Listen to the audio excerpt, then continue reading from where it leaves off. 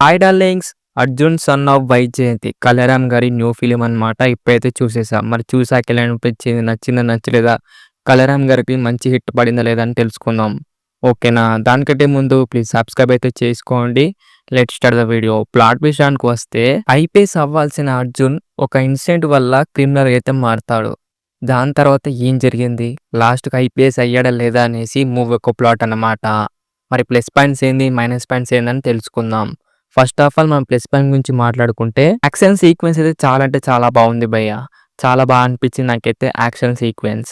అలాగే నాకైతే బీజిఎం అయితే ఓకే ఓకే అనిపించింది. అండ్ కళ్యాణ్ గారి లుక్ అయితే డీసెంట్ అయితే అనిపించింది. అలాగే నాకైతే సినిమాటోగ్రఫీ అయితే చాలా బాగుంది భయ్య.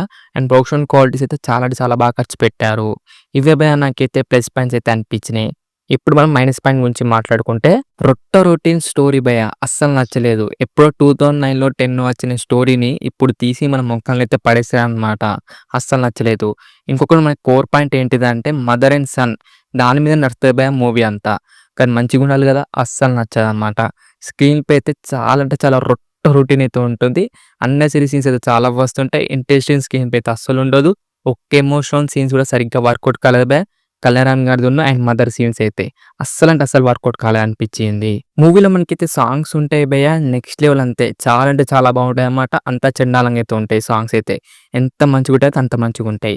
ఇంకో దరిద్రం ఏంటిదంటే మూవీలో వన్ సైడ్ కొట్టుడనమాట. విలన్స్ వస్తారు, కొట్టించుకుంటారు, పోతారు. ఇదే ఉంటుంది. సరే మన విలన్స్ అయినా బాగున్నారంటే అస్సలు బాగున్నారు. వాళ్ళ యాక్టింగ్ బాగుందంటే అస్సలు బాగుండదు. ఇంకా మనకైతే మెయిన్ విలన్ అయితే ఉంటాడనమాట. ఆయనకైతే యాక్టింగ్ రాదు, మన్ను రాదు, మసాలా రాదు. అంతా వన్ సైడ్ కొట్టుడు మాత్రమే.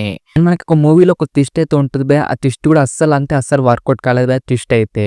మనకు మూవీలో హీరోయిన్ ఉంటుంది భయ్య. అసలు ఎందుకుంది? అసలు ఎందుకు యాక్టింగ్ చేసింది? అసలు దేనికోసం యాక్టింగ్ చేసింది? అసలు ఎందుకుంది? అనిపిస్తా ఉంటది.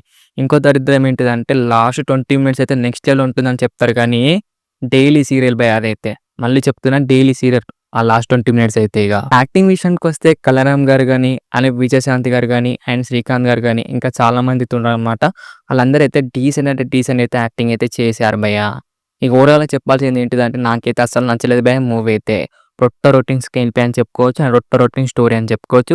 ఓవరాల్‌గా అయితే నాకైతే నచ్చలేదు మూవీ అయితే. మీరు చూడాలనుకుంటే మీరైతే చూసేయండి మూవీని. ఓవరాల్‌గా కళ్యాణ్ గారికి తిట్టయితే అస్సలు పడలేదు భయ్య. మరి ఇది భయ్య మరి మూవీ రివ్యూ. మీకెలా అనిపించింది? మూవీ చూసారా లేదా? కిందైతే కామెంట్ చేయండి డార్లింగ్స్. రివ్యూ నచ్చితే మటుకు లైక్ చేయండి, షేర్ చేయండి అండ్ సబ్స్క్రైబ్ మాత్రం కంపల్సరీ చేయండి డార్లింగ్స్. అండ్ మళ్ళీ వీడియోలో కలుసుకుందాం. By by darlings.